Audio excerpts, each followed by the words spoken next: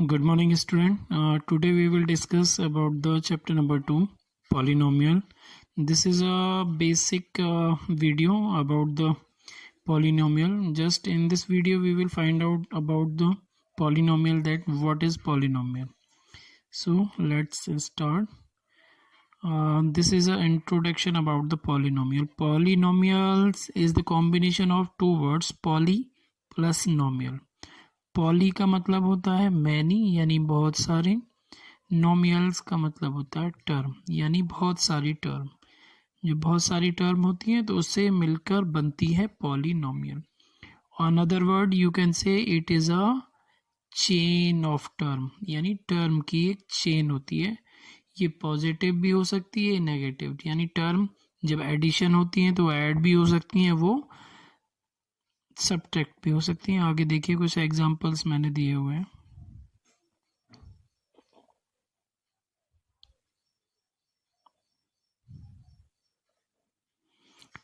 Types of polynomial. Monomial, mono और मियल दो word हैं, इसमें भी मोनो का मतलब होता है वन, मोनो का मतलब होता है वन यानी जिसमें एक टर्म हो उसे बोलते हैं मोनोमियल। बाइनोमियल, बाइनोमियल का मतलब जिसमें दो टर्म हो, दो डिफरेंट टर्म हो, जैसे 2x में 2 और x दोनों एक ही टर्म है और 3 एक अलग टर्म है, तो 2x + 3 2 टर्म हो गए, binomial. Next is trinomial. Trinomial में कितनी टर्म है हमारी? 3 टर्म, लेकिन टर्म आपकी कैसी होनी चाहिए? अलग अलग। ये x² की टर्म है, ये x की टर्म है और ये -5, तो ये हमारा हो गया ट्राइनोमियल। तो स्पेसिफिक इनके नेम्स होते हैं मोनो, बायो, ट्रायो। बाकी इससे ज़्यादा टर्म यदि हैं तो हम मोर देन 3 टर्म्स हैं तो हम उसे सिंपली क्या बोल देते हैं? पॉलीनोमियल से ही डिनोट कर देते हैं। Next is degree of polynomial. Degree of polynomial का मतलब होता है हाईएस्ट पावर ऑफ वेरिएबल, यानी उस इक्वेशन में जो भी वेरिएबल यूज हुआ है, x, y, z, a, b, c, d, जो भी वेरिएबल यूज हुआ है उसकी हाईएस्ट पावर को हम क्या कहते हैं? डिग्री कहते हैं। देखते हैं examples.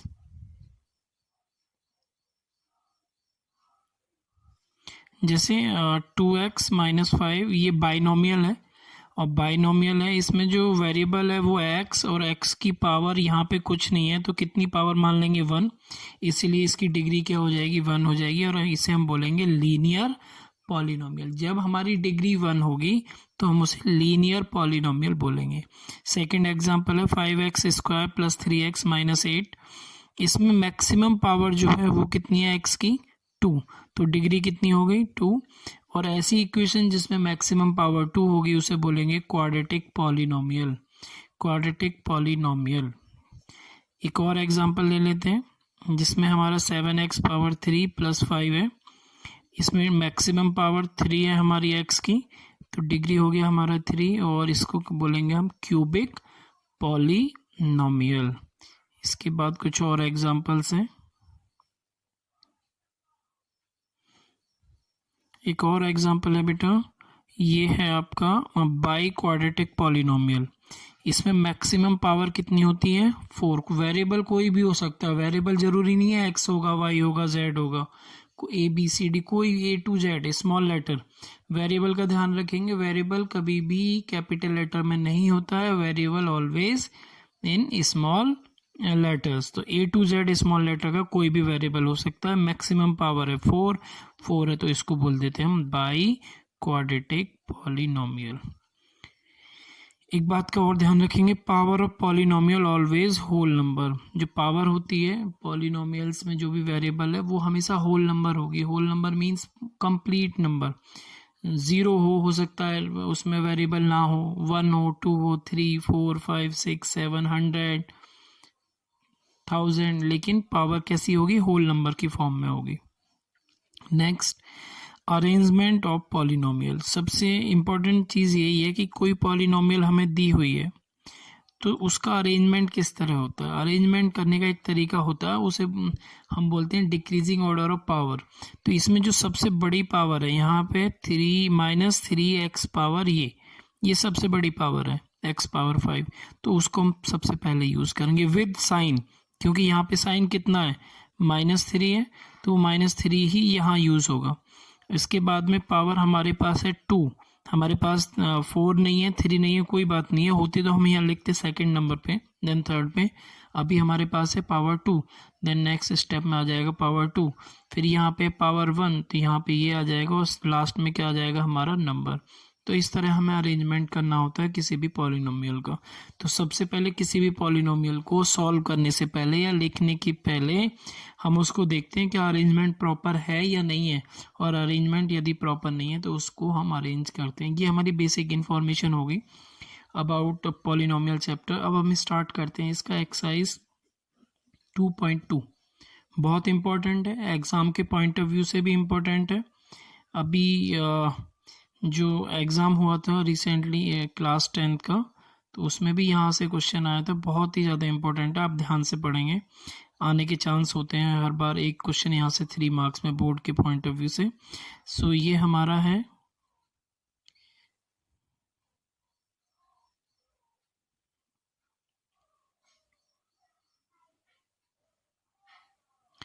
Mathematics class 10th exercise 2.2।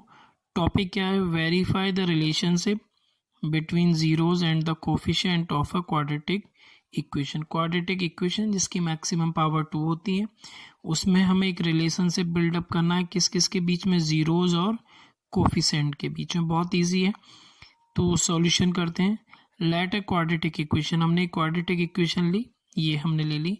Quadratic का मतलब होता है मैक्सिमम पावर हमारी 2 होगी, तो हमने एक इक्वेशन ले ली। क्वाड्रेटिक इक्वेशन लेने के बाद में इसमें एक वर्ड यूज हुआ जीरोज। जीरोज को समझिए होता है क्या? जीरोज का मतलब होता है वैल्यू ऑफ एक्स। क्योंकि ये इक्वेशन क्वाड्रेटिक है, तो हम क्वाड्रेटिक को जब सॉल्व करते हैं तो मैक्सिमम पावर 2 है, दैट मीन्स उसके आंसर्स भी कितने होंगे? 2 आंसर्स होंगे। और जब कोई क्वाड्रेटिक इक्वेशन मिलती है हमें, तो सबसे पहले हमारे दिमाग में आता है कि हम स्प्लिटिंग द मिडिल टर्म लगा लें, splitting the middle term formula लगा लें। तो स्प्लिटिंग द मिडिल टर्म करेंगे तो कैसे करते हैं? जो हमारा कोफिशिएंट होता है फर्स्ट टर्म के साथ, यहाँ पे 2 है तो यहाँ 2 ले लेंगे, और जो लास्ट नंबर होता है हमारा -9 विद साइन, उन दोनों को मल्टीप्लाई किया, कितना आया? -18। अब माइनस आपको ये बताएगा कि माइनस करके लाना है, और 18 के ऐसे फैक्टर करने हैं कि माइनस होके मल्टीप्लाई करेंगे तो 18 आना चाहिए, और यदि उन दोनों को माइनस करेंगे तो कितना आना चाहिए? मिडिल टर्म के इक्वल, और मिडिल में कितना है हमारा? 3, तो 6 × 3 18 होगा, और 6 - 3 करेंगे तो 3 आएगा हमारा। वो हमने यहाँ पे ये क्या किया है? स्प्लिटिंग द मिडिल टर्म में फर्स्ट टर्म सेम रहती है, लास्ट टर्म सेम रहती है, साइन भी सारे सेम रहते हैं जो भी जैसे हैं, और मिडिल टर्म की जगह हम यहाँ पे क्या बना देते हैं? एक ब्रैकेट बना देते हैं। क्या बना देते हैं हम यहाँ पे? ब्रैकेट बना देते हैं। अब हमारा नेक्स्ट आएगा स्टेप इसमें कि हम यहाँ पे ब्रैकेट में वो नंबर जो हमने फैक्टराइज करके लिए हैं, कि जिनको मल्टीप्लाई करके तो 18 ही आएगा, लेकिन उन दोनों को माइनस करके 3 आएगा। माइनस कैसे पता चला हमें माइनस करके 3 लाना है? ये साइन हमें बताता है, ये साइन हमें बताता है। जो -18 लिखा हुआ है, -18 का मतलब है कि मल्टीप्लाई करके तो 18 आएगा, लेकिन माइनस करके मिडिल नंबर के इक्वल आएगा। फिर हम क्या काम करेंगे? ये जो माइनस साइन है इसको एंटर करेंगे तो 2x² - 6x + 3x - 9, फिर 2 का पेयर बनेगा। 2 का पेयर बनने के बाद कॉमन लेंगे, इन दोनों में से कॉमन आ गया हमारा 2x, ब्रैकेट में बचेगा x - 3, अनदर इनमें से कॉमन आएगा +3 बाहर, प्लस जो साइन है वो हमेशा जो भी साइन यहाँ होता है वो ही साइन यहाँ आएगा।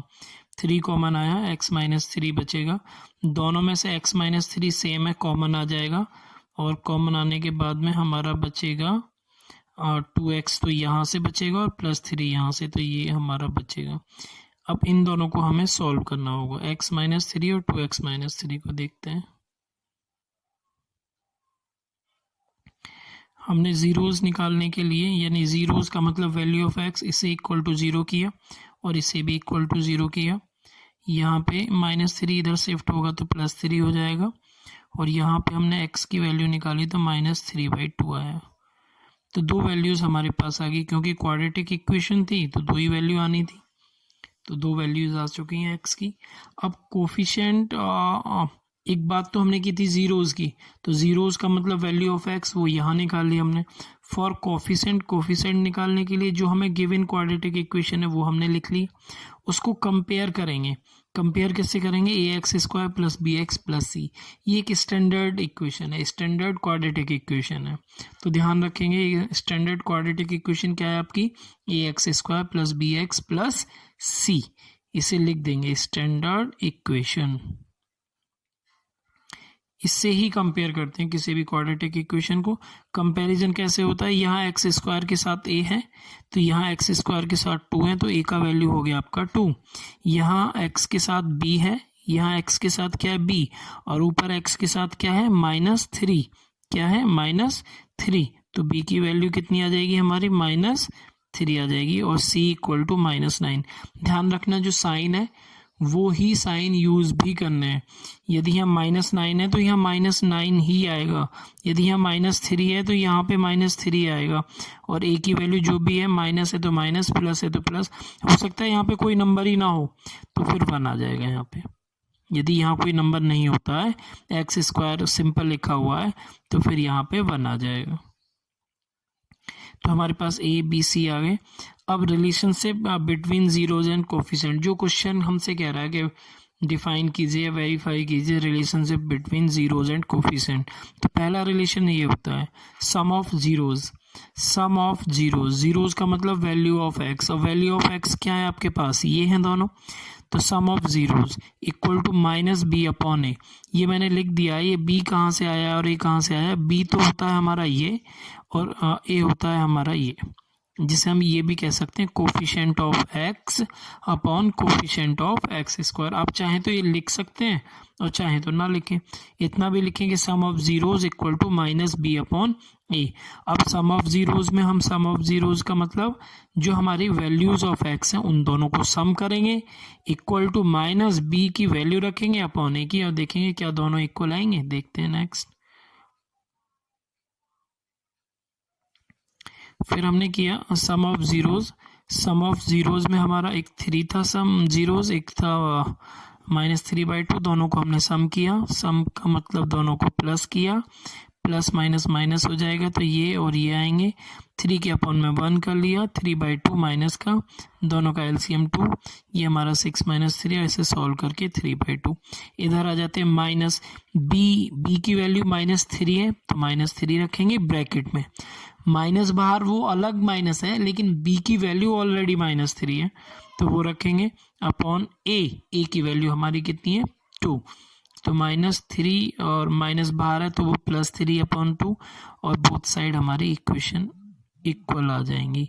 एक पार्ट हमारा यहाँ तक हो गया वेरिफिकेशन में। एक और हमें करना होता है वेरीफाई में, product of zeros. Product of zeros, जो जीरोज यानी वैल्यू ऑफ एक्स हमें गिवन है, जो हमने सॉल्व करके निकाली हैं दो वैल्यूज क्वाड्रेटिक इक्वेशन की, उनका प्रोडक्ट यानी मल्टीप्लाई करें, equal to C upon A, equal to C upon A, C upon A. ये लिखें आप या ना लिखें कोई फर्क नहीं पड़ेगा। प्रोडक्ट में क्या है? प्रोडक्ट ऑफ जीरोज यानी एक तो हमारा जीरोज 3 था, एक क्या था हमारा -3/2, दोनों को मल्टीप्लाई किया, कितना आ गया? -9/2। इधर देखते हैं सी की वैल्यू हमने जो निकाली थी अभी पीछे वाली स्लाइड में, वो थी -9 अपॉन ए की वैल्यू 2, तो -9 अपॉन 2, तो दोनों इक्वल हैं।